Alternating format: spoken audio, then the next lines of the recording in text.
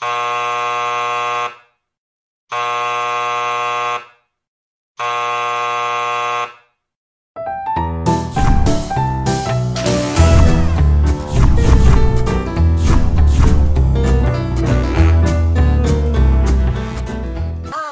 Olá, Débora, tudo bem? tudo bem, e você? Tudo ótimo, graças a Deus. Se melhorar, eu vou começar a desconfiar.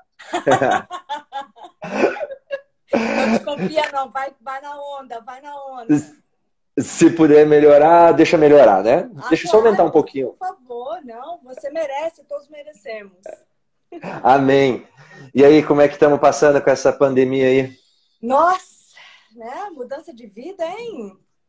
Mudança de vida, de rotina, de planos, de tudo. Nossa, eu acho que eu nunca agradeci tanto a tanta coisa que a gente não tinha percebido, né? Que a gente tem e os privilégios que a gente tem, né? Só o fato de a gente poder sair de casa virou não só um privilégio, não só uma saudade, como um privilégio, e a gente vê como a gente Privilégio. é grato.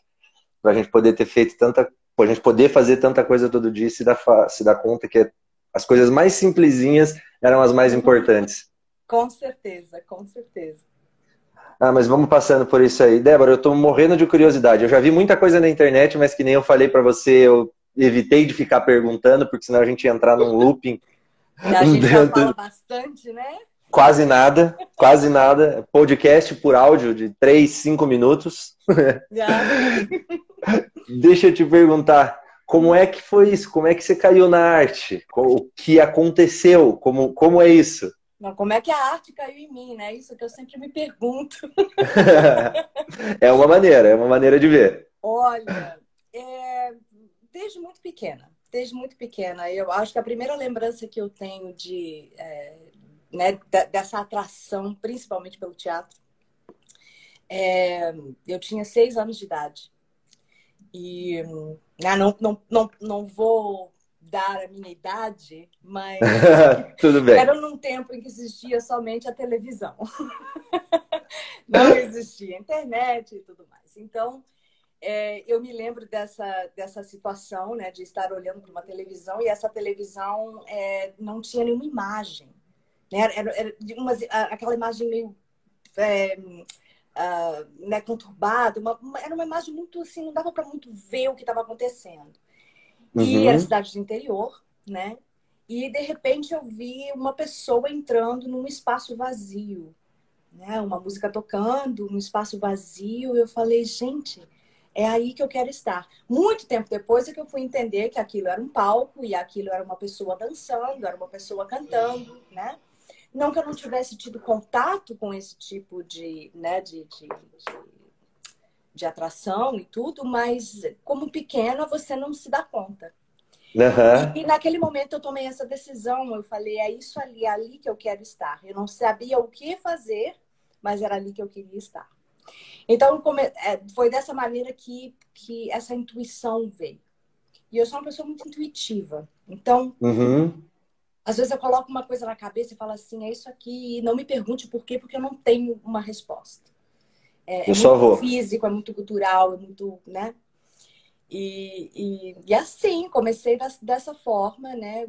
Desde muito pequena, cidade do interior, não tinha acesso a muita coisa, não tinha, né, oportunidade de fazer uma aula de dança ou de fazer uma cidade muito pequenininha.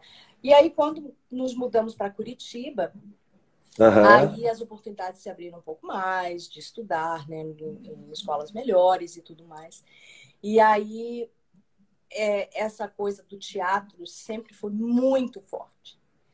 O estar no palco sempre foi muito forte, sempre foi a prioridade, Uhum. né? E eu acho que foi assim que começou, dessa forma, assim, extremamente intuitiva. Um golinho de água, gente, tem que tomar aguinha, ó. Nossa, aqui tá o tempo muito seco, aqui choveu, foi o primeiro dia que choveu aí, sei lá, acho que em quase 60 dias, não tava chovendo, Nossa, então tá gente. muito seco o tempo. Eu tô tomando água feito um louco aqui. Você tá nessa terrinha maravilhosa de Curitiba? Tô. Nascido e criado aqui, moro aqui. Fui Ah, nascida aqui é e difícil criada de aí. trocar. É. E deixa eu te perguntar, aproveitando o gancho, Você comentou que aí você veio para Curitiba. Aqui você foi estudar teatro direto ou você foi para dança? O que que você fez quando você chegou aqui? Não, eu acho que foram coisas, as duas coisas ao mesmo tempo. Eu comecei a dançar, né? Uhum. Na época, anos 80, era aquela coisa do jazz, todo mundo tinha que fazer jazz e tal. Eu acabei me apaixonando pelo balé clássico, né? Fiz muitos anos de balé clássico, profissionalmente. Mas era sempre dançando jazz, dançando sapateado, entendeu? Eu tive professoras maravilhosas, pessoas que me deram apoio, assim, total, né? Que viam que existia alguma coisa em mim que deveria estar nesse espaço vazio. Uhum. E então, sou muito grata a essas pessoas que, né, que estiveram comigo, essas professoras. Desde, né, aula de academia, que a gente tinha academia, até a faculdade de dança, né? Onde Ah, você fez faculdade de dança mesmo? fiz faculdade de dança. Eu não cheguei a me formar, porque Aham. já fui para o Japão logo em seguida. Mas sim, fiz faculdade de dança seriamente. Que Seriamente. legal. E como é Aham. que foi isso? Agora, falei que ia ser uma pergunta atrás da outra. Essa você não sabia. Não, eu não sabia. Eu tinha visto alguma coisa na internet falando do Japão, mas eu falei, que nem eu já te falei umas 3 ou 4 vezes. Eu falei, eu não vou, eu tava me coçando para não perguntar. Sim. Como é que foi isso? Tipo, você acordou um dia com uma mensagem, com alguém batendo na tua porta falando, Não, Japão. não, não, não, não. Eu sempre fui cabelinho nas ventas, mas nem tanto. Não, eu sempre fui criada numa família onde não existia um entendimento sobre a arte, né? Então não era nenhuma questão de me apoia, não me apoia. Não, sempre me apoiaram, ou como puderam, né? E isso Aham. já é alguma coisa, né? Eu nunca fui tolhida de fazer as coisas, né? Tipo, eu quero Sim, fazer aula de dança, fazer aula de dança, então tá bem. Mas não existia um entendimento, né? Da certo. profundidade de se ter uma carreira de artista, né? É uma carreira, uma profissão, né? Existem passos, existe um estudo, e tudo mais. E na época eu já fazia faculdade de dança e teve uma onda no Brasil de que todo mundo ia para o Japão, trabalhava no Japão, fazia dinheiro, voltava e não sei o quê. E eu, extremamente Caxias, né? Fui fazer um curso em São Paulo com Roseli Rodrigues. Nossa, a grande Roseli Rodrigues. Foi fazer um curso em São Paulo, passar o final de semana. E eu tinha uma amiga que chegou para mim da faculdade, falava assim para mim: não, eu vou lá fazer um teste para ir para o Japão, você tem que ir comigo, você tem que ir comigo. Falei, mas como assim, criatura? Eu não quero ir para o Japão. Não, mas você tem que ir comigo, não, porque eu não vou lá sozinha, eu tô com medo. Eu falei, olha, eu paguei minha aula de balé clássico às 7h30 da manhã, isso a gente dentro do ônibus, indo para São Paulo, para fazer aula às 7h30 da manhã de balé clássico. Eu falei, eu paguei para minha aula, eu não vou fazer isso. Aí ela me convenceu, eu fui. E chegando lá, é uma coisa realmente do destino, extremamente do destino. Eu cheguei lá e a menina falou, a gerente, né, a pessoa que estava fazendo a audição, tal, olhou para mim assim e falou assim, você samba? Eu falei assim, claro que eu sambo. Sambava nada, não sabia nada. Tipo, era assim, samba de bailarina clássica, sabe? Que não tem nada a ver. E aí, não, samba, claro que samba. E aí, fiz o teste, acabei entrando no teste de bobeira. E acabei passando no teste. Mas, na realidade, eu passei nesse teste porque eu tinha exatamente a mesma cor de pele das outras meninas que tinham sido escaladas. Então, eu fazia parte de uma coreografia já por causa do meu estilo, sabe, da minha cara. Uhum. Então não era um Aham. samba, um samba, era, claro, eles viram minha técnica, viram que eu, né, era bailarina profissional e tal, não sei o quê, mas não tinha muita dessa coisa. E eu voltei para Curitiba, Polícia Federal fechada, eu não podia pegar passaporte, eu não tinha passaporte. E eu tinha que voltar no dia seguinte para ir para São Paulo de volta assinar contrato. E aí tinha uma grande amiga minha que ficou no telefone junto comigo, passei o contrato para ela por fax, porque não existia nada de internet, né? Passava por fax, ela olhou, me ligou e falou, ó, o contrato tá legal, você pode assinar sem problema nenhum. Aí eu assinei e aí tranquei tudo. Eu fazia faculdade de letras à noite e Aham. fazia faculdade de dança durante o dia. Certo. Tranquei tudo, fiquei um mês sem ir para aula, sem nada. Fui para São Paulo, fiquei um mês treinando. E no dia Uhum. 4 de julho de 1994, nunca vou esquecer essa data, porque foi quando o real entrou. A moeda, a nova moeda Ah, entrou. Eu não conheci o real por 8 anos. Porque eu caraca, tem isso fiquei. também.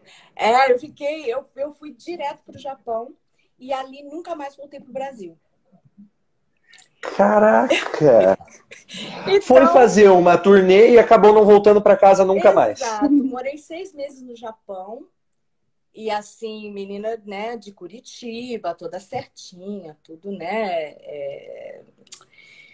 A gente tem uma maneira, né, bem sulina de se comportar e Uhum. tudo mais. E ali eu fui adquirindo todas as experiências, né? Tipo, outras culturas, outras pessoas, outras maneiras de verem a vida, né?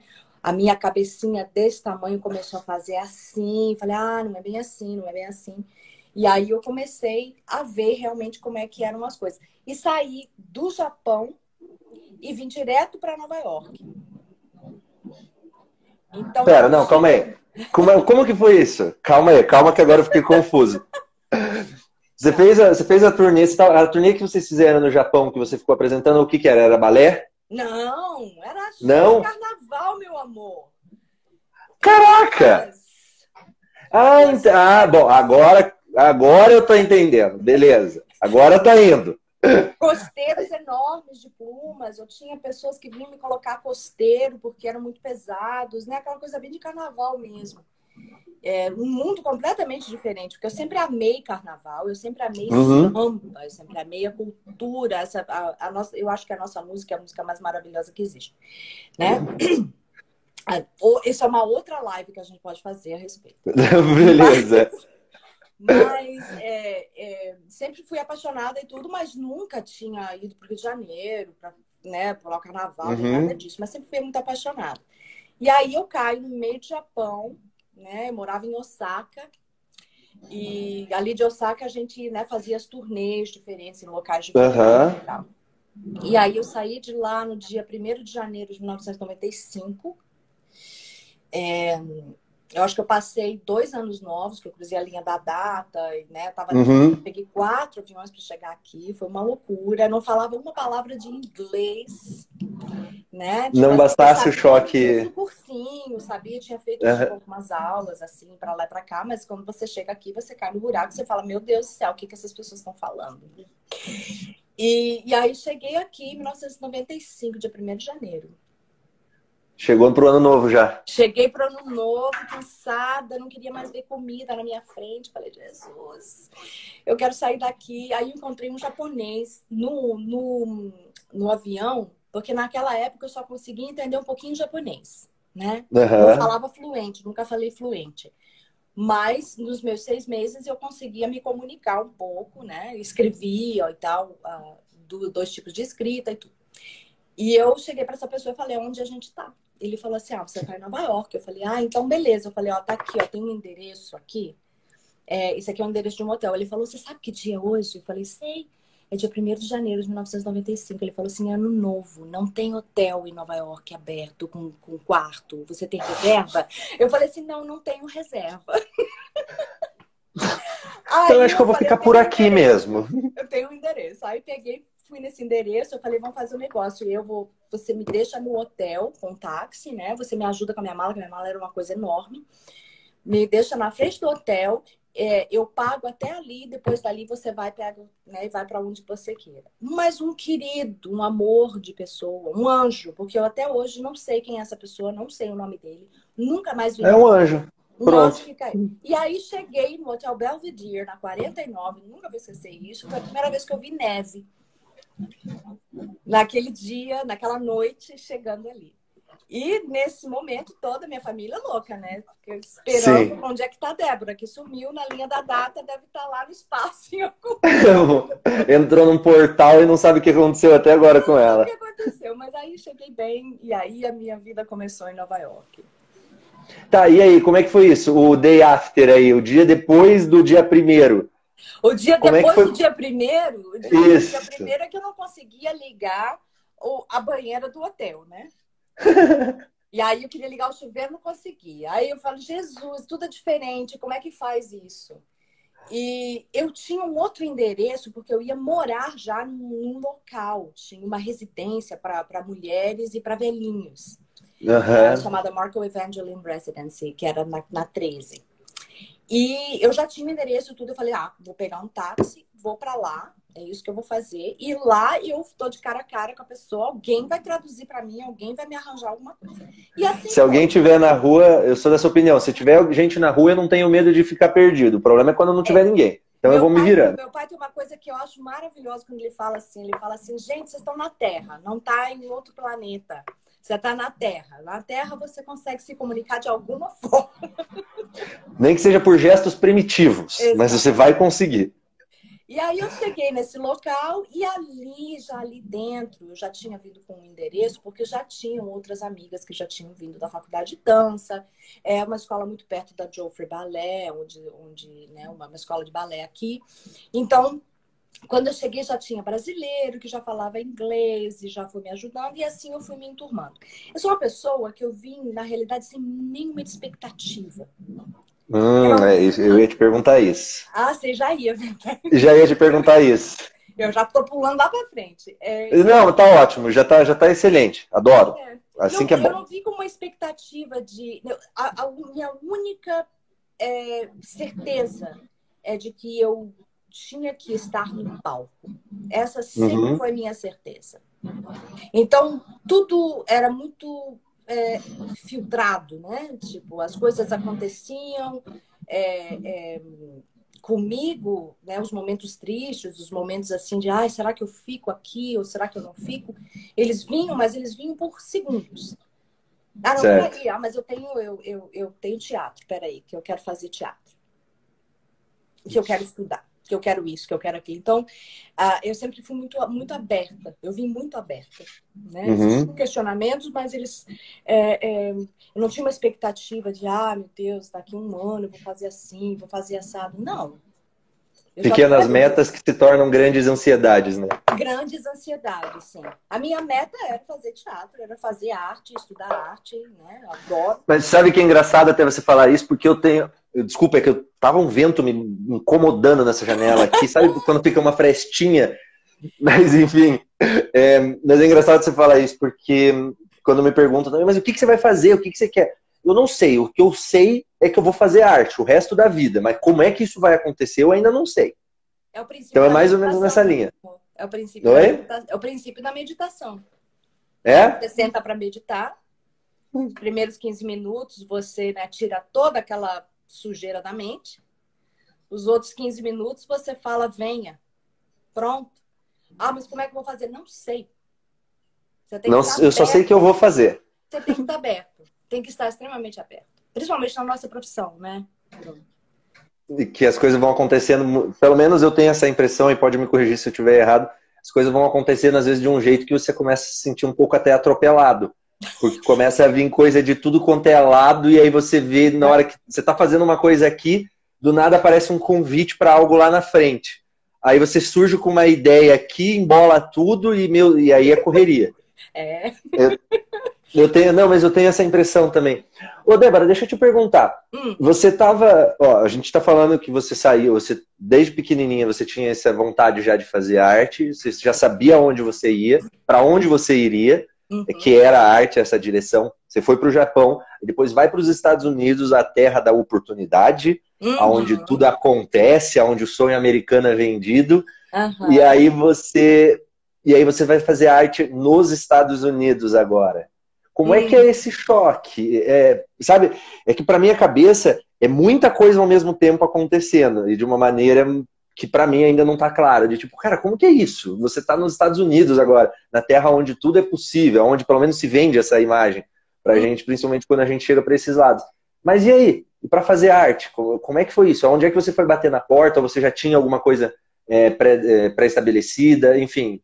Não, eu comecei a trabalhar, eu fazia faxina, eu cuidava de criança, né? Tudo aquela coisa que a gente faz quando é imigrante. Pra cá, não todos, né? Mas a maioria. como eu disse, eu vim sem uma expectativa de como vai ser feito e por que vai ser feito. Eu comecei, na realidade, a fuçar as coisas, né? Aham. Eu fazia aula de dança, muita aula de dança. Fazia aula de dança e eu tinha um professor meu, ele trabalhou muito tempo com Fosse. E eu olhava para ele e falava assim, esse cara aí, ele não é só dança, sabe? Ele tem uma coisa mais de teatro, ele tem uma coisa... E eu sentei com ele, tinha um jornalzinho, ainda tem esse jornalzinho aqui, o Backstage. Eu abri o Backstage e falei assim, me fala qual aula, para a melhor aula de teatro que você possa achar, uma escola boa, assim. E aí ele abriu a página assim e fez assim, essa daqui. Eu falei, ok, vou fazer essa daqui então. Sabe, sem realmente... Porque na época a gente não tinha, tipo assim, eu vou fazer uma pesquisa na internet para ver, né? Não existia Sim. isso. Vou ver as Então, reviews do... a terra das oportunidades. Eu acho o seguinte. Sim, é uma terra de grandes oportunidades, eu acho. Mas existe uma... Para mim, eu acho que existe uma grande ilusão, né? No sentido de eu vou chegar lá na terra das oportunidades e eles vão me dar a oportunidade. Eu acho que eu sou muito suspeita para falar porque eu sou uma pessoa que eu olho o que eu tenho na frente e eu, sabe, eu sou assim para cozinhar, entendeu? Eu não tenho receita. Tipo assim, tá botando aqui um pouquinho de sal, tá faltando aqui e assim você vai indo. Sim, é uma terra de oportunidades, é um local onde você vai ter cursos e você vai ter professores e você vai ter... Mas eu sinto que não é Nova York, ou você ama ou você odeia. Tem gente que odeia, tem gente que vem pra cá, eu tenho amigos que vieram pra cá, ficaram um ano e falaram assim, meu Deus, eu quero ir embora, tchau. Isso de qualquer lugar do mundo, não só do Brasil, que vem pra cá, eu tô com saudade do Brasil. Mas assim, tô com saudade da França, quero ir embora, não quero mais, entendeu? Então, eu acho que é uma questão muito de você se identificar com o local, né? E a minha identificação com o local não era uma identificação de musical, Broadway. A minha identificação não era essa. A minha identificação era, uau, eu posso andar na rua com uma melancia na cabeça e ninguém se importa. Uma sensação de não julgamento. Não quero dizer que não existam pessoas que julguem. Obviamente. Obviamente, né? Existem, sempre faz... Ser humano é ser humano em qualquer lugar. Não interessa aonde, se é Brasil, se é Estados Unidos, Europa, aonde for. Sempre vai ser. Né? O ser humano sempre vai ter julgamento, ainda mais agora que a gente está vivendo essa coisa toda de uns anos para cá, dessa coisa da diversidade, entendendo o que é diversidade, entendendo o que é inclusão, racismo, tendo um entendimento maior, entendeu? As pessoas que sofrem essa coisa do racismo, elas estão, sabe, acordando e falando, olha aqui, ó, eu também tenho direitos, entendeu? E a gente está mudando esse vocabulário todo, né? Então, ser humano é ser humano em qualquer lugar. A gente tem que lutar por todas essas coisas, né?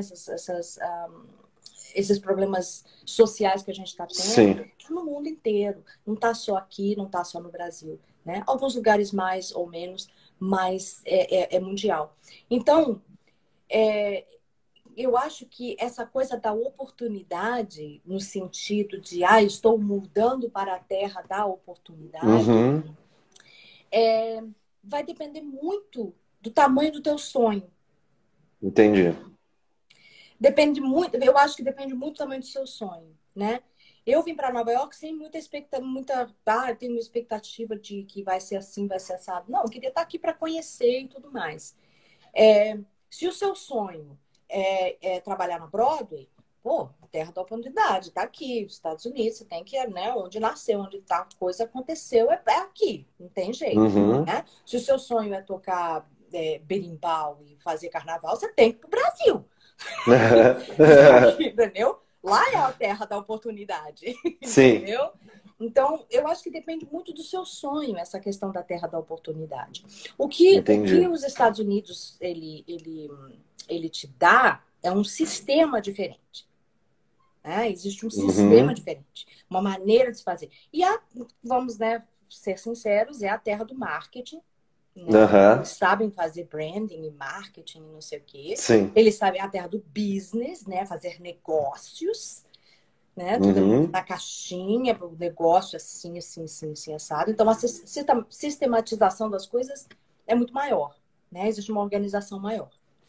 Mas eu acho que a oportunidade está onde os seus sonhos estão.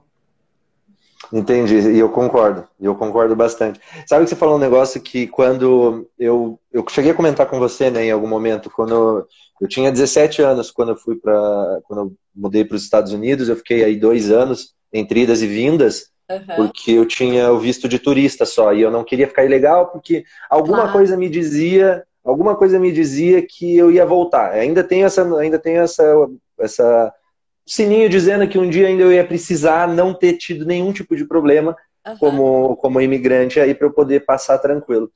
E você falou um negócio que foi muito, muito engraçado. Engraçado não, mas muito curioso, porque eu tenho essa visão até hoje. Quando eu voltei para o Brasil, em definitivo que eu ia ficar mesmo, eu voltei completamente fora do padrão do que a gente, do jeito que o pessoal me conhecia aqui. Sim. Eu voltei usando as roupas todas diferentes, esquisitonas, quer dizer, pra galera era esquisitona, e aí eu comecei a reparar que era isso, que eu já tinha perdido esse costume de como realmente a galera não liga, a galera não se importa. Você pode estar com uma melancia na cabeça que o povo não se importa. É claro, sempre tem aquelas pessoas, mas são a minoria da minoria da minoria. Então essa coisa de as pessoas realmente não se importarem com o que você está vestindo ou o que você está fazendo é algo que você me puxou algumas memórias aqui de que realmente é bem isso mesmo. Depois de 8 anos, quando eu voltei, né, eu tive um choque enorme. Porque quando eu voltei, tinha internet. Tinha telefone celular. E aquilo era uma coisa assim, falei, gente, eu cheguei em Nova York sem celular. Você imagina isso? Era na época que a gente estava olhando para cima, né? Que a gente falava assim, olha que coisa linda essa arquitetura. Hoje em dia a gente anda assim. Para baixo. Sim. E Débora, quando você chegou para fazer, que você foi, óbvio que você acabou de comentar, que você foi entrando, as coisas foram acontecendo meio que ao natural para você, que você não tinha expectativas nem nada, né? Quando é que você sentiu o estralo de que aquela sua vontade lá de trás, falando, eu quero estar ali, começou a se realizar? Quando é que foi? Você tem esse estralo na tua cabeça? Quando é que foi isso? Ou quando você percebeu, você já estava imersa já nesse universo?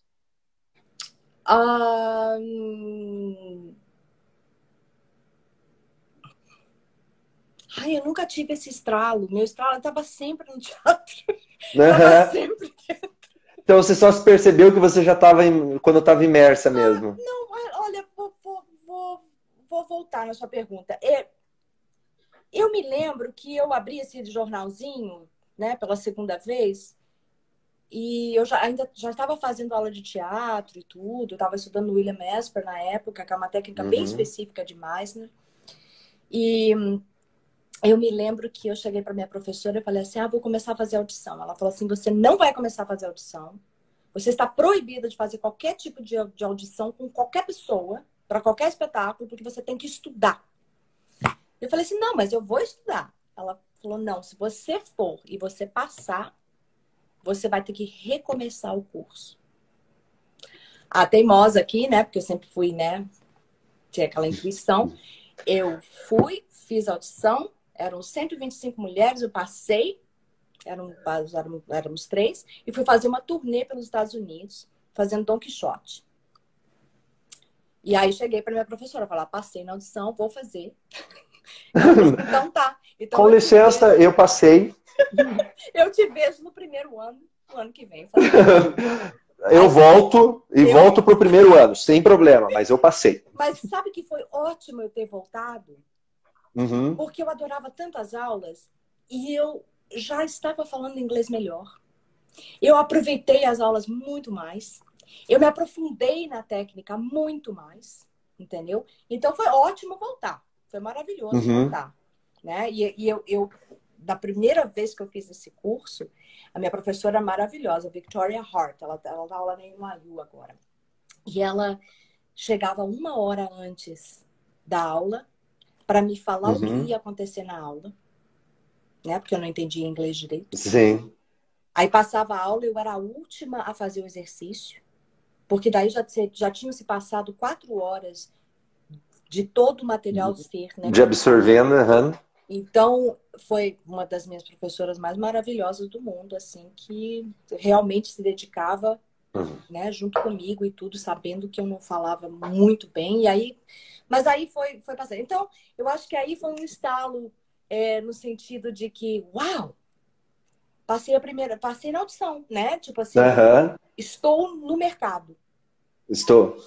Estou no mercado. Agora posso. Começou a colocar o pezinho, né, ali, falando Sim, de tipo, com sim. licença, eu estou aqui, tá? Mas eu já tinha feito muita audição para sapateado, Broadway, essas coisas, entendeu? Mas aí eu Uhum. comecei a ver que não era bem por ali que eu queria ir, sabe? Eu me lembro entrando numa audição para 42nd Street. Eu entrei, Uhum. né? Era um teatro preto, tinha uma luzinha vermelha lá no fundo, aqueles teatros, né, enormes, e Uhum. eu não conseguia ver a banca. E aí eu entrei no palco, só escutei uma voz assim, né? Vai. Aí fui, fiz os meus time step lá, o que tinha que fazer. Tinha uma fichinha, sabe, uma fita no palco, assim. E Se aí delimitando. terminei aquele silêncio. Só escutei, né? Próximo! Eu A falei, gente te liga ok. na segunda-feira, tá? A gente Aí entra eu em peguei e falei contato. assim, gente, mas é assim, né? Dessa maneira, dessa forma. Então, eu comecei a ver que não era realmente aquilo ali que eu queria, entendeu? Eu queria uma coisa muito mais. Eu gosto muito de psicologia, eu gosto muito de entrar, sabe, na psicologia Uhum. humana, que é o que a gente gosta de fazer, né? Na realidade, dentro do teatro, estudar o personagem, aquela coisa toda. Então, eu comecei a ver que era mais por ali mesmo. Mas acho que Entendi. esse eu acho que foi um estalinho que me deu. Entendi. E me diz uma coisa, dentre dessas oportunidades que foram aparecendo de audição e tudo mais, você chegou a cair em alguma furada? Alguma coisa que te venderam assim como algo sensacional e não foi nada daquilo? Ou não chegou a acontecer? Ai, gente, eu acho que vou ser muito otimista agora, porque eu nunca vejo como furada. Esse Tá, é que é o meu negócio. entendi. Pode até soar super clichê, mas eu nunca vejo como furada. Ai, meu Deus, o fulano me, né? Essa peça aqui não deu certo, não. Olha, uma furada, tá? Que seria o caso de se chamar de furada. Aham, Eu estava fazendo uma peça do Tennessee Williams chamada A Purificação. aham. E eu extremamente empolgada, um personagem maravilhoso, assim. E o diretor tinha um problema com drogas, mas assim, muito pesadas, né? E a gente não sabia, ninguém sabia, né? Então você chega na primeira reunião, de repente o diretor começa a dormir, né? E aí você fala assim, nossa, que diretor cansado. Aham. E aí você fica meio assim. Na realidade, quem tinha me convidado para fazer a peça, né? Eu fiz uma audição, mas eu fui como convidada dele, era o diretor da peça. E eu não sabia que ele tinha esse problema. Ah, entendi. Mas ele era uma pessoa que não passava isso para ninguém. E não era um amigo nem nada. Foi uma pessoa que eu conheci dentro de uma sala de audição, dentro da Broadway e tudo, uma pessoa fantástica. Só que tinha esse pequeno problema, né? Uhum. Então, foi um reboliço danado, porque tiveram que mandar o diretor embora. E aí, uma semana antes do espetáculo, um diretor novo, ninguém foi pago, dinheiro não tinha, aquela loucura toda, né? E aí eu saí assim, eu falei, não, meu currículo tá ótimo. Tennessee Williams, que é um dos mais maravilhosos que eu amo. Eu fiz Tennessee Williams ano passado, fiz Gata. Gata em Teto. Ai, que delícia. Fiz só Então, o Brick. aí eu não consigo considerar isso uma furada, né? Eu acho que é uma coisa assim meio de, ok, não foi o que era para ser, mas Mas tirei muita coisa ganhei boa. também, né? Claro, ganhei muita coisa boa, entendeu? Não, entendi. Não, ficou claro. E Nossa, também, Tennessee Williams também é muito sabe, legal, né? e também eu acho que tem uma outra coisa também. Essa coisa da gente ter essa saúde mental. A saúde mental, não só a física, mas a saúde mental. Que eu acho que hoje em dia a gente tem que ter mais ainda com essa pandemia, né? Isso é o nosso principal objetivo, na verdade, então a né? gente tem que se ajudar, a gente tem que se ligar, a gente tem que se checar o tempo todo com as pessoas e tudo. Mas eu acho que dentro da nossa profissão, principalmente, né? Quando eu faço eu faço trabalho de consultoria para atores, eu faço trabalho, né, tenho alunos e tudo, e eu sempre falo que teatro não é terapia, né? Mas, consequentemente, você vai resolver algumas coisas na sua vida. Você vai conseguir fazer isso. Mas a gente tem que ter uma saúde mental muito grande, né? Porque você entrar num personagem que é assassino, por exemplo, né? Você não pode se tornar o assassino. Exato. E isso brinca muito com toda essa saúde mental da gente. E eu acho que é muito conectado com essa coisa da furada. Né? Eu acho que eu consideraria uma furada se eu entrasse em alguma coisa, algum espetáculo, algum projeto, onde tivesse realmente um abuso psicológico. Né? Tanto o físico quanto o psicológico. Aí eu consideraria... E aí tá a importância de um diretor bem preparado também, né? Porque você vai fazer alguns tipos de trabalho. Eu tive a oportunidade já de fazer Plínio Marcos, eu fiz Homens de Papel, em que o personagem que eu estava fazendo era o Coco, em que ele tinha... Foi só um projeto bem curtinho, inclusive, mas enfim, a carga emocional, dependendo do personagem que você pega para aplicar ela, e você ter a consciência, a sabedoria e a experiência de poder deixar aquilo da porta para fora e da porta para dentro, é bem difícil e importante, necessária, né? Porque você não pode carregar um personagem que tem a mágoa dele, de algo que não é seu, de uma experiência, de uma vida inteira, pro teu dia a dia. Jamais. Porque se você fizer isso, a tua saúde mental vai embora. Eu sempre falo para meus alunos, você entra às 8, chora às 9, sai do personagem às 10, vai para casa relaxar. Eu, geralmente, quando eu tô fazendo uma peça, geralmente se a peça, né, me toma bastante, eu demoro 2 horas para conseguir voltar depois. Tipo assim, geralmente eu saio do teatro vazada, eu não falo com ninguém, dou um beijinho, tchau. E aí eu preciso de 2 horas para conseguir voltar. Então você imagina quando estou fazendo espetáculo de quarta aqui, de terça a domingo, alguma coisa assim. É um trabalho constante de se reprogramar, né? E é inevitável, porque a gente acaba levando, né, para casa um pouquinho, né? Então você tem que ir trabalhando. Realmente é algo que a experiência com certeza ajuda bastante. Mas é algo que a gente tem que se policiar de sempre, né? De levar, parar. Eu costumava dizer, toda vez que eu estou fazendo alguma peça, eu costumo deixar no carro, que eu falo. Porque eu moro perto do teatro da onde normalmente eu atuo, então é daqui pro teatro, então eu tenho o caminho do teatro dentro do carro para chegar em casa e deixar lá embaixo, deixo lá na garagem. Para não subir. E Débora, deixa eu te perguntar. Eu queria traçar um paralelo com você, porque assim, é uma curiosidade minha mesmo. A gente tem alguns problemas no Brasil de falta de incentivo. Na verdade, são 2 perguntas em uma, tá? A gente tem a falta de incentivo à cultura de modo geral. E eu não estou falando só do incentivo governamental, fiscal, não estou falando só de dinheiro, eu estou falando de uma sociedade como um todo que não enxerga um artista como um profissional, enxerga muitas vezes como um hobby. E eu, desde que entrei no teatro, foi em 2016 a primeira vez que eu pisei no palco, é constante, é algo que eu já absorvi, não deveria, mas já absorvi, já deixo embora, que é, pessoal, na primeira oportunidade que tem de tentar ofender, de falar, procura um emprego, vá fazer alguma coisa decente, porque ao natural não se vê o teatro como uma profissão. Não se vê o artista, né, como uma profissão. Isso, exatamente. O artista, ele, como profissional, não existe. Não. Então, tanto é que eu comecei isso com o José Neto, ele está com uma peça faz anos, desde 2014 ou 15, que ele tá com a peça dele rodando por aí, o Brasil inteiro, a peça é super conhecida, e ele ouve também que não é profissão dele. Perguntando, ele é ator, o que é que mais ele faz também. Enfim, ponto é, como é que é essa visão de sociedade por aí com relação aos artistas? E aí depois eu vou emendar logo em seguida como é que funciona daí para eu te perguntar como é que funciona para levantar um espetáculo.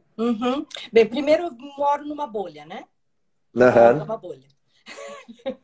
Eu tô cercada de arte, cercada de pessoas que amam arte. No geral, né? Certo. Mas a gente tem que voltar à questão do sistema.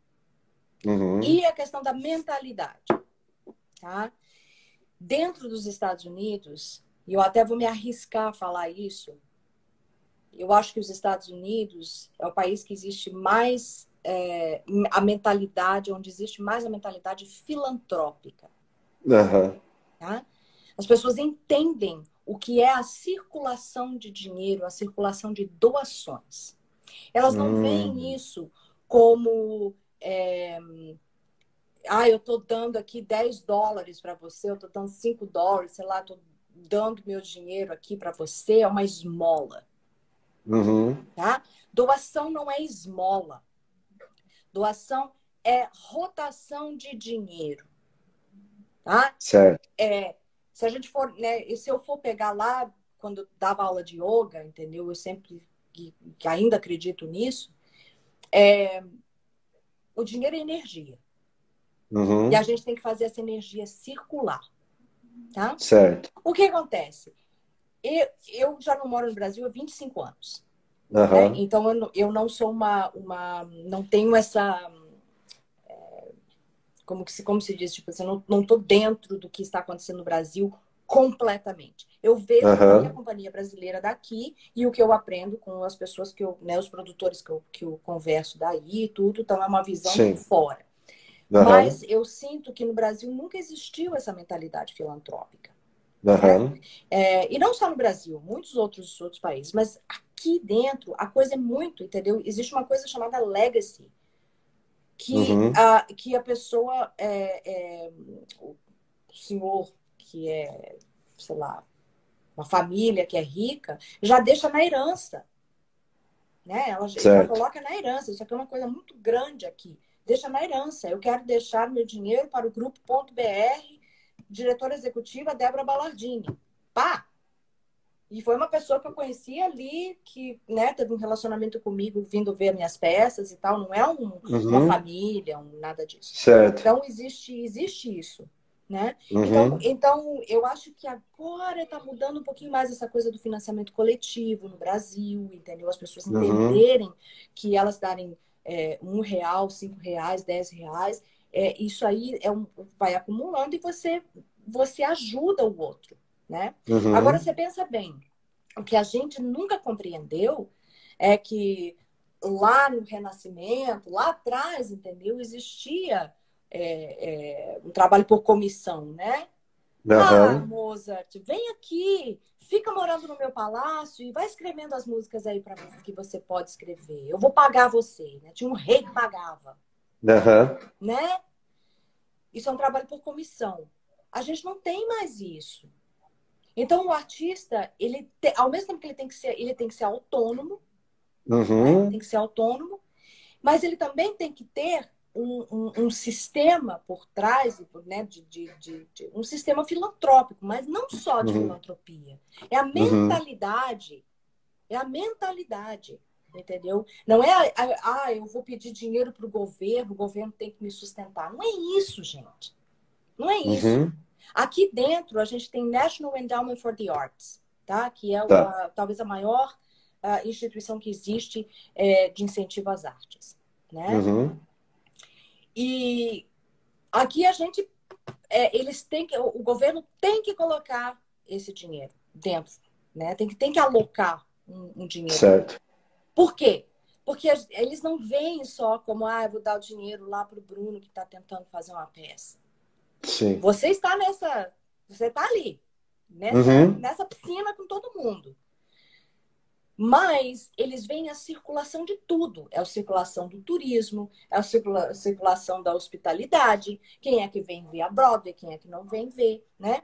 Quem é que vai ver os teatros menores, né? Porque a Broadway, na realidade, ela funciona como um business mesmo, ela funciona como um negócio, ela é um negócio com fins lucrativos. A minha companhia é sem fins lucrativos, né? Mas o sistema de sem fins lucrativos aqui, ele é um sistema todo formado, né? Tipo, você, desde do pequenininho até, sei lá, o BAM, Lincoln Center e tudo mais, né? Então, eu não sei se eu estou dando muita volta. Não, para mim está fazendo bastante sentido. Mas é uma questão de mentalidade, entendeu? Ninguém está pedindo dinheiro, ninguém está pedindo esmola, entendeu? A gente está pedindo que o dinheiro circule. A primeira coisa que aconteceu aqui, e até foi uma coisa que eu devia até perguntar para minha sócia, mas a primeira coisa que aconteceu aqui, quando teve todo esse surto da epidemia, foram as pessoas falarem assim, não, gente, vamos começar a fazer coisa, né, online e tudo, tá todo mundo fazendo, no mundo todo e tal, mas vamos circular o dinheiro. Como é que a gente vai circular o dinheiro com as pessoas que têm trabalho? Né? É um desafio. Como é que a gente vai circular esse dinheiro, essa filantropia? Como é que a gente vai fazer isso para que as companhias não morram, para que o trabalho não morra, para que o negócio, aquele pequeno negócio aquela pequena companhia, ela é considerada como um pequeno negócio, né? Aquele pequeno negócio não morra. Não só as grandes, mas as pequenas também. Como é que a gente vai fazer? Gente, vamos abrir um fundo, né? A gente agora está com um fundo dentro da minha companhia, do Ponto BR. A gente está com um fundo para artistas brasileiros dentro do estado de Nova York. Então, se a pessoa puder dar, ela dá dinheiro. E quem estiver precisando, preenche uma aplicação e ela ganha esse dinheiro. Então, o dinheiro circula e a gente não morre. A nossa missão não morre. Entendeu? Entendi. Então, eu acho que é uma questão de sistema, de mentalidade, de tudo isso, entendeu? Mas eu, conversando com produtores brasileiros aí, eu acho que foi essa semana, eu conversei com muitos deles, já me falaram que estão existindo alguns fundos, que existe uma união maior. Outra coisa também, Bruno, desculpa, eu falo bastante, né? Não, eu tô adorando. Eu tô adorando. Pode ir. Vai embora. Eu não sei como é que é aí, mas aqui eu sinto, por exemplo, eu sou sindicalizada, eu tenho 2 sindicatos aqui, sindicato de teatro e sindicato de cinema também, né? Então eu fui sindicalizada nos 2. O sindicato do cinema é 300 mil vezes mais forte do que o de teatro, mas os 2 são muito fortes. Dentro do próprio sindicato, as pessoas já formam um burburinho, tipo assim, 2 dias depois, um dia depois que começou essa coisa, vai ter um lockdown, vai estar tudo fechado. Já o sindicato dos artistas já estava com poder de poder falar assim, ok, a gente quer isso aqui, é assim que vai ter que ser organizado.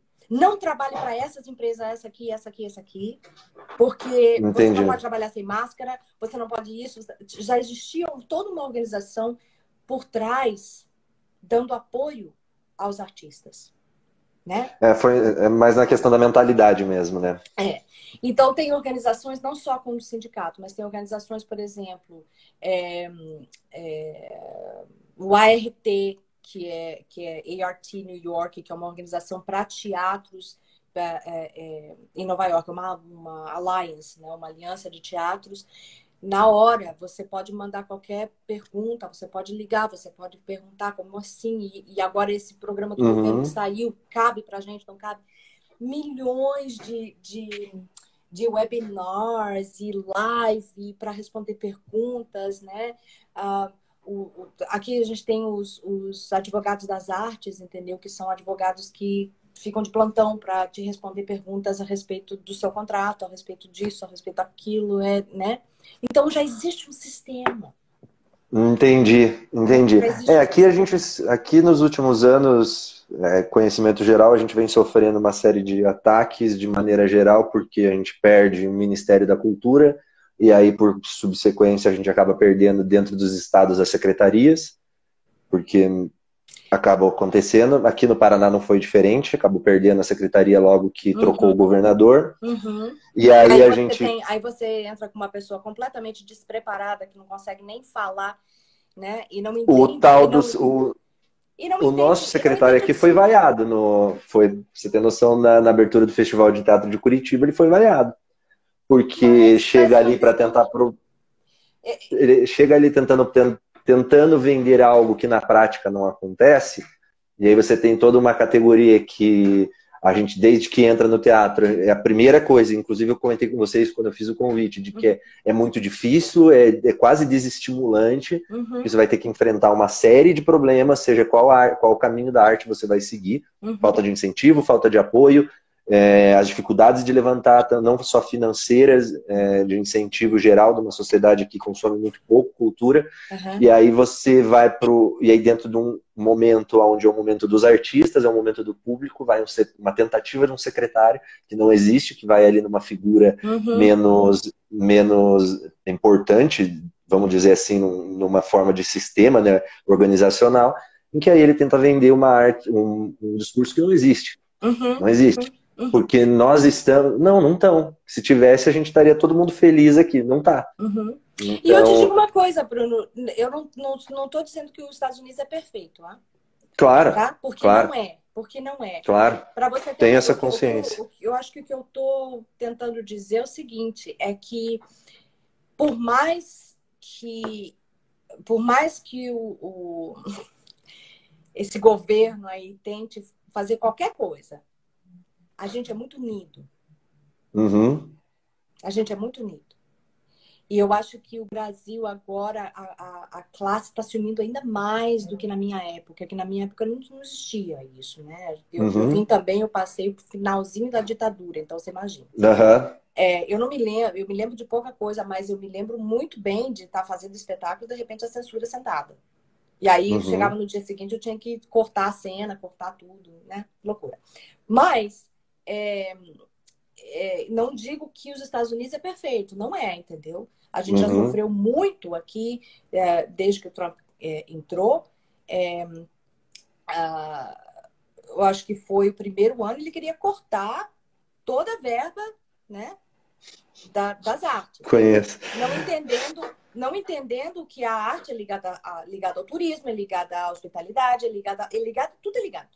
Tudo é ligado. Né? É uma máquina que funciona. Queria cortar. Aí o que a gente fez? A gente saiu para a rua, mas não, nem só para a rua. A gente já tinha representante lá, que já tinha ido lá com o papel pronto, falando assim, não, você vai ter que fazer assim, ó, porque a gente não vai deixar. E aí não deixamos. E aí agora teve que dar mais. E até semana passada a gente recebeu um outro papelzinho, né? A gente sempre recebe as coisas dentro do sindicato e recebe a atualização, assim, 2, 3 vezes por semana. Saiu tal ato, não sei das quantas, blá, blá, blá.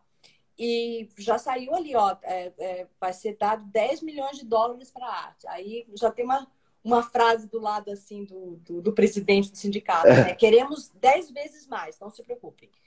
Então, tipo assim, existe esse tipo. Então, eu não estou falando que é perfeito, porque não é. A gente também aqui tem que lutar e tudo. A gente tem que parar com esse preconceito de que artista tem que ter outra profissão. Não tem. Não tem. Tá? Porque todo artista, toda arte, na realidade, ela é exatamente o que segura o ser humano. Tá? Não é a matemática, não é a geografia, não é o quantos países você conhece. Não. É a parte psicológica, a parte expressiva que segura o ser humano. Eu sempre acho isso, sempre vou achar isso. Pode ser que eu mude minha ideia lá na frente, não sei. Mas eu acho que é isso e as pessoas não se dão conta.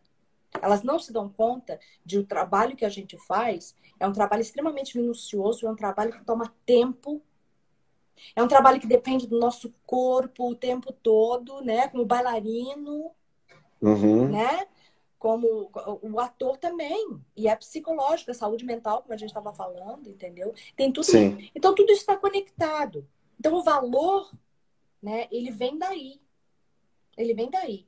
E aí, quando você tem uma representante ou um representante lá em cima que não sabe falar e não sabe o que é ser uma figura pública, não vá para um cargo público se você não sabe o que é ser uma figura pública. Né? É que nem ator. Desculpa os meus amigos atores. Ai, que saco, aquele fã veio me pedir autógrafo. Então, penso não igual. vá ser ator, porque o cara vai te pedir autógrafo. Penso, Aliás, mas sabe que eu penso igual? Essas pessoas que estão te pedindo esse autógrafo, porque são essas pessoas que pagam pelo teu ingresso, são as pessoas que te dão ibope, são essas pessoas que te gostam no social media. Aliás, essa pessoa é a primeira pessoa que você tem que dar satisfação. Uhum. Mesma coisa para mim é um cargo público de poder. Qualquer dele, seja ele qual for, né? Desde o presidente da República até o representante do distrito, não sei das quantas. O cara tem que ter essa consciência de que ele tem que dar uma satisfação, ele tem que saber falar, ele tem que saber, ele tem que conseguir terminar uma frase. Uhum. Nossa, pra gente chegar na frase sem colocar as pessoas para baixo, né? Porque eu acho que isso que a gente está experienciando muito no mundo inteiro agora é dessa coisa de colocar as pessoas para baixo, entendeu? Colocar a arte para baixo, colocar... Vamos esquecer o que aconteceu. Ninguém pode esquecer o que aconteceu porque a gente está sentadinho num trono de privilégio. Ai, eu fico nervosa. Concordo. Não, eu concordo plenamente. Trono de privilégio, então a gente não pode esquecer. Aliás, Bruno, desculpa, eu tá assim, é porque isso me interessa demais. Eu pensava muito tempo atrás, na minha vida, eu pensava assim, não vou me envolver com política, não vou me envolver, eu sou ateia também, não vou me envolver, né? Eu não julgo as pessoas, cada um gosta de quem quer, e assim vai. Nunca tive político de estimação, nunca vou ter. Eu tenho 2 gatos de estimação, adoro eles, venero eles, mas não político de estimação. Então, eu sempre pensei que eu ia conseguir fazer, né, da minha visão política através da minha arte, sem fazer uma arte engajada e descarada e de falar assim, levantar qualquer bandeira. Mas eu cheguei num ponto, acho que é 2 ou 3 anos atrás, de que eu vi que isso não é possível mais. A gente não pode mais não ser explícito. Né? Então, eu estou fazendo Clarice Lispector agora. Né? Estamos fazendo o espetáculo Clarice Lispector. Uma longa história. A gente não pode mais não dar ouvidos e não falar o que deve ser falado. Já não tem mais tempo para isso. Né? Esse timing já ficou lá atrás. Já ficou lá atrás. Racismo, política, discriminação social, né, diferentes habilidades, inclusão. Tudo isso vai ter que fazer parte do nosso vocabulário porque ele está surgindo mais forte ainda. Não discuto política por mensagem, e-mail, nada disso. Discuto de frente a frente, assim como a gente está conversando um pouquinho aqui, porque para não dar falso entendimento das pessoas, e também não discuto religião, né, dessa forma. Sim. Mas você falou um negócio que eu concordo. E tem uma coisa que eu penso muito, e eu tenho pensado cada vez mais nisso. A gente foi dando espaço, eu não digo... Quando eu digo a gente, sou eu, tá? Eu fui tolerando por muito tempo, dentro do meu próprio meio, alguns tipos de atitudes que elas se alimentam de pessoas próximas, seja em discursos racistas, sejam de discursos de preconceito, de intolerância.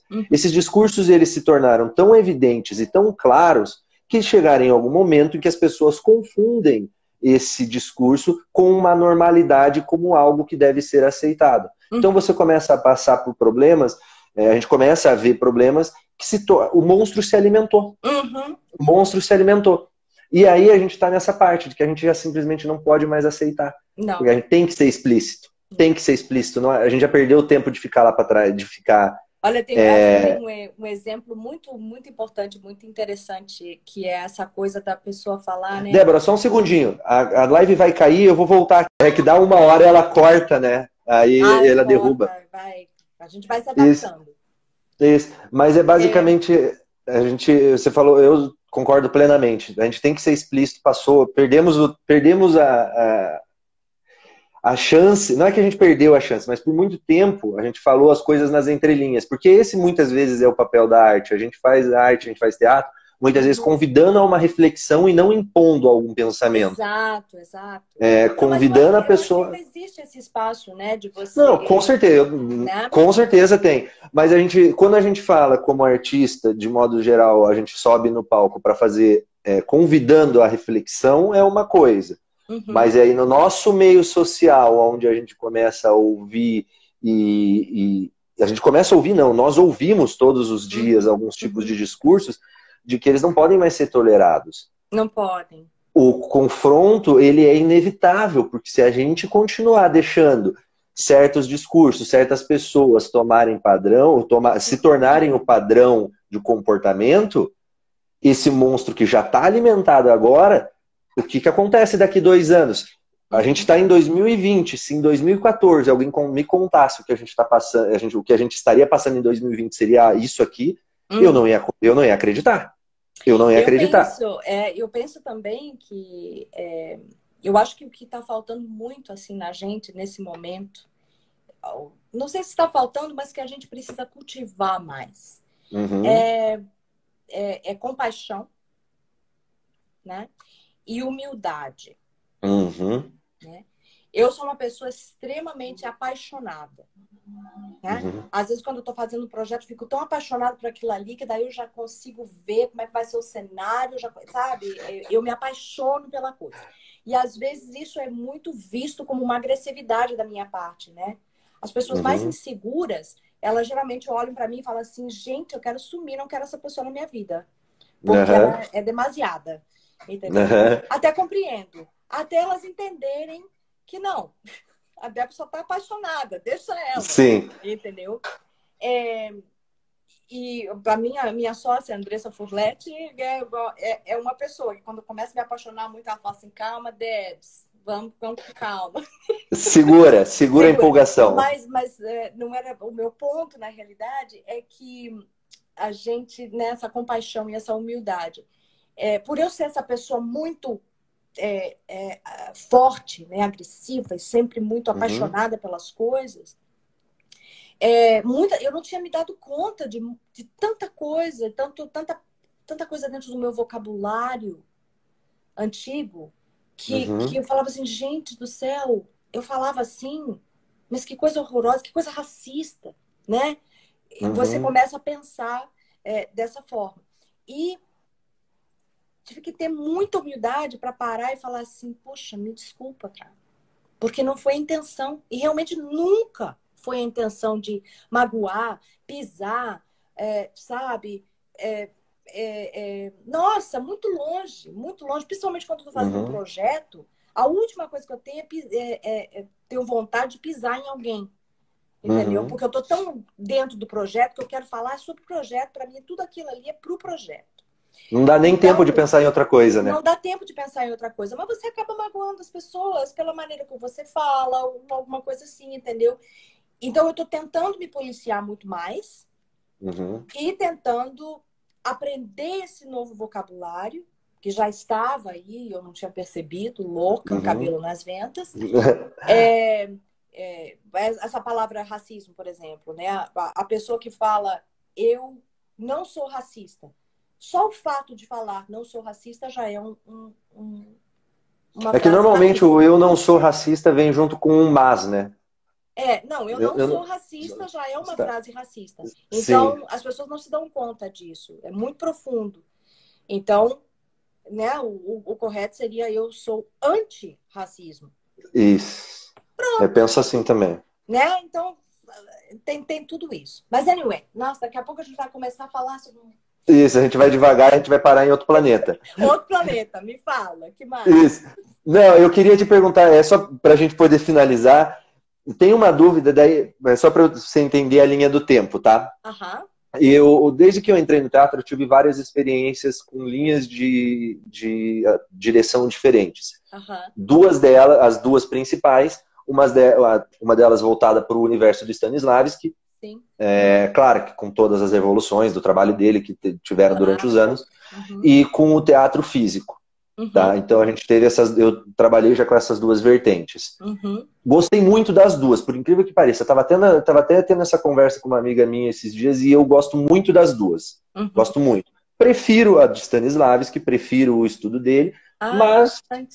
Okay. Então, eu gosto muito, muito, porque trata muito mais com o ser humano, trata muito com a alma do ator, como todas as experiências sensoriais, enfim, dessa parte. E eu fui fazer um curso recentemente fora de Curitiba, bem no comecinho do ano, em que o professor em questão, que eu não vou falar o nome nem nada, até porque não faz o menor sentido, mas o professor em questão, ele me falou sobre uma evolução do estudo do Stanislavski que é aplicado nas escolas americanas de teatro. Tá?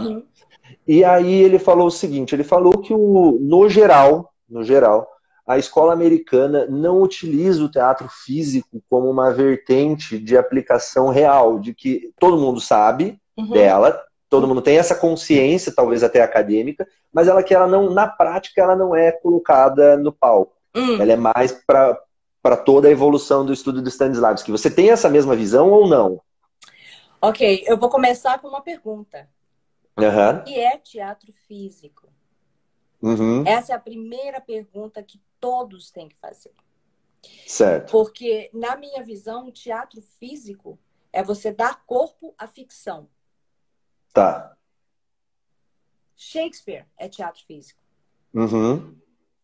Qualquer teatro é teatro físico, na minha visão. Tá. Né? Aí a gente tem aquela coisa da visão do teatro físico, eu tenho que fazer acrobacia, eu tenho que dar 300 cabalhotas, eu tenho que aprender a mover o corpo, eu tenho que, né? Todo ator tem que fazer isso, sempre.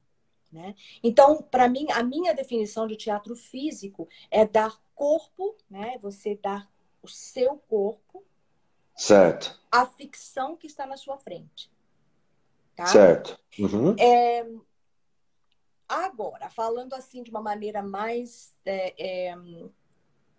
né, mais em linha com a sua pergunta, realmente aqui o teatro é mais tradicional, no sentido de um teatro mais psicológico, é um teatro né, mais aristotélico, né, vamos dizer assim. Certo. Mais linear, mas isso no geral. A gente não pode. Eu acho, eu não posso colocar as coisas na caixinha, mas realmente no geral. Agora, isso, eu tô aqui, eu faço um teatro avant-garde. Né? Um teatro de vanguarda que você fala assim, não é teatro físico, aí eu pego a escola lá de Paris, trago para cá, e assim eu vou indo, entendeu? Porque você tem que também ter a sua própria autonomia, né? Claro, você tem autonomia no que você faz. Mas o que carrega, vamos dizer assim, as audições, você vai para audição, você vai fazer um texto, vai fazer não sei o quê, realmente mais, né? Stanislavski, Practical Aesthetics, Stella Adler, né? Que é a análise de texto, você entender o personagem, você entende muito ele aqui, ó. Você vai entendendo ele, você vai entendendo. Mas aí o teatro físico entra onde? Como é que você vai dar corpo para isso tudo? Então, por isso que eu digo que eu penso o teatro físico de uma maneira diferente. De uma maneira um pouco distinta. Entendeu? Entendi. Agora, se a gente for falar, né?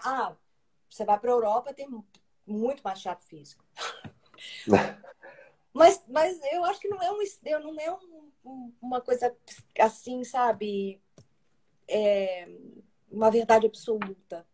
Claro, né? claro. Eu acho que, no geral, por causa da indústria do teatro, a indústria do cinema dentro dos Estados Unidos, esse teatro psicológico ele circula muito mais, porque é o que vai te dar emprego também, né? Você vai fazer uma audição, você vai fazer uma peça na Broadway e você tem que ter uma formação.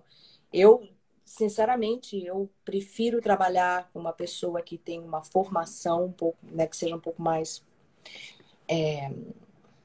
Na realidade, a pessoa tem que ter as duas coisas. Vamos ser Sim. sinceros. A pessoa tem que ter um preparo, saber pegar um texto e saber ler o texto, porque é complicado.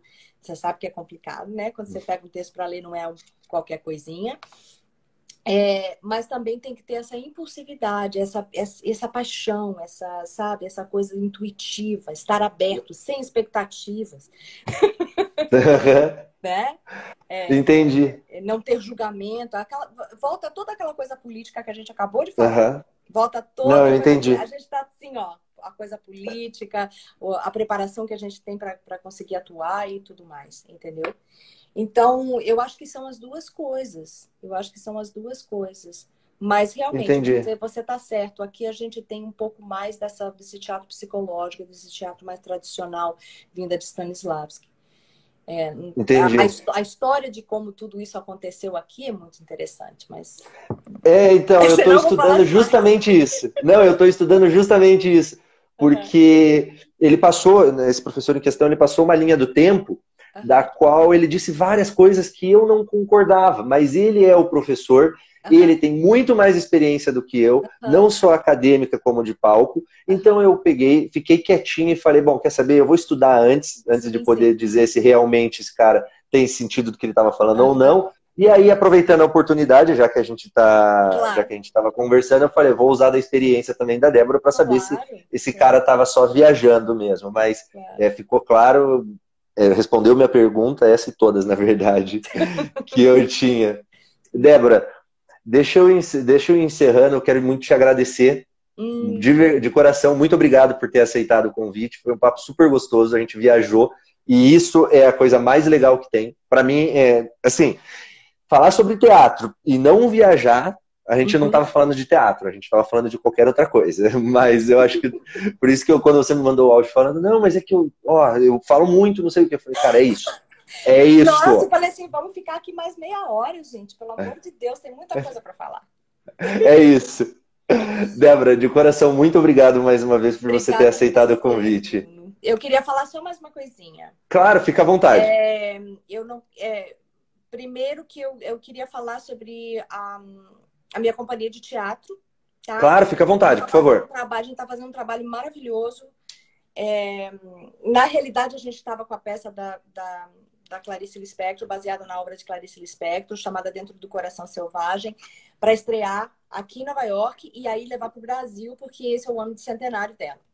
E aí aconteceu a epidemia, obviamente, e a programação toda ficou maluca. Então, a gente está fazendo toda quarta-feira, às 6h, 7 horas no Brasil, como a gente faz aqui.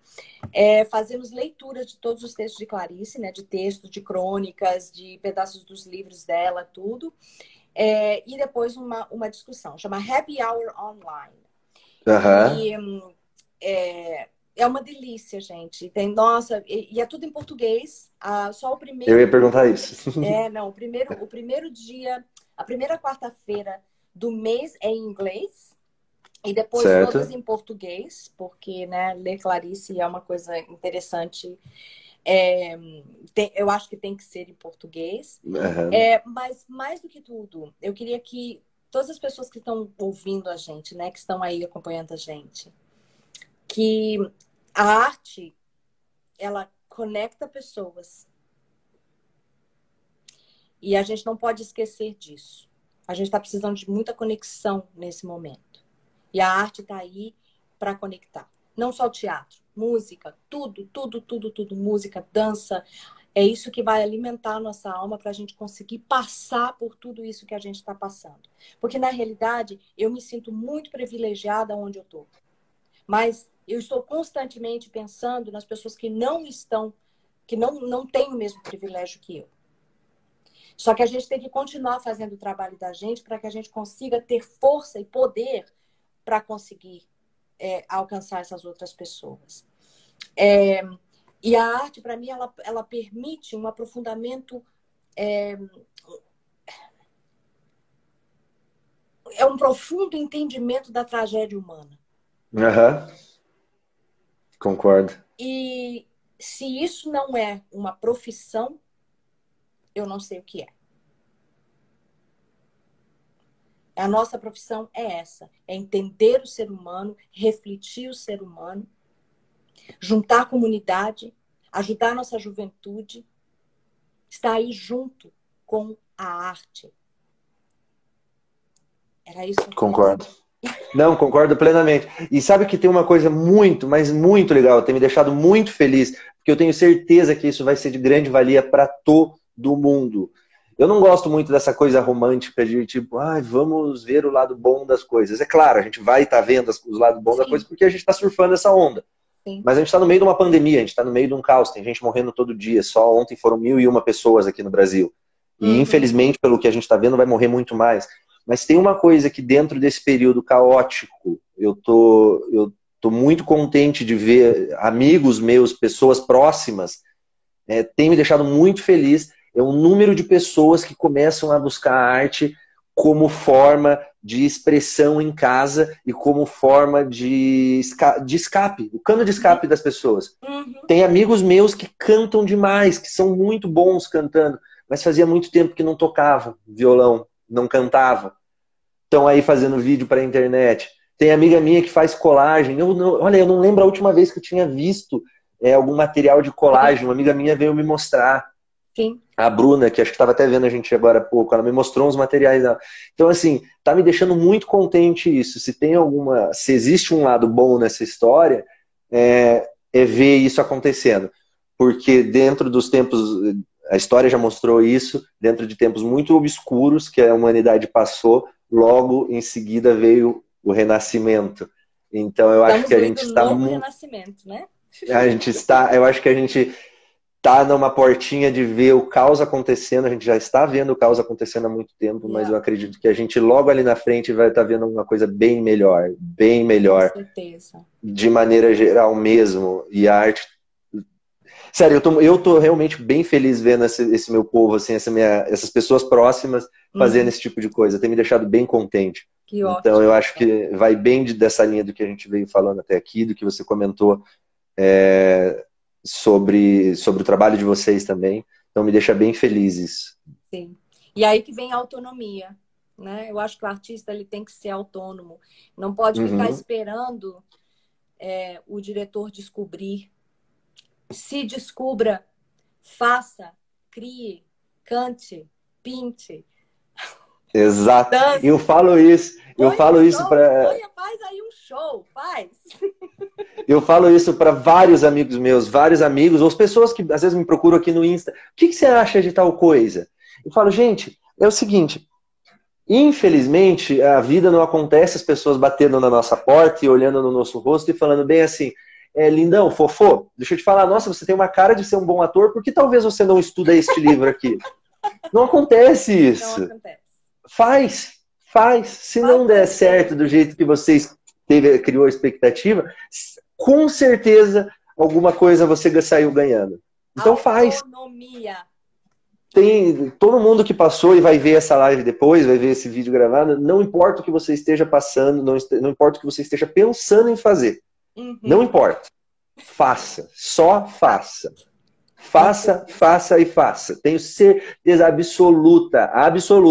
Eu pago um café ou uma coxinha com coca. Pode me procurar depois. Se não saiu ganhando nada. Pode vir falar comigo aqui no meu Instagram que eu pago uma coxinha com coca ou um café. Fica à vontade. Ótimo. Débora, querido. Brigadão mais uma vez, viu? De coração. Muito obrigado por ter topado. Eu que agradeço. Adoro falar de teatro. Nossa senhora, eu vou longe. Quando tudo isso passar, eu vou visitar você em Curitiba pra gente bater esse papo assim de 3 horas. Amém. Estarei esperando.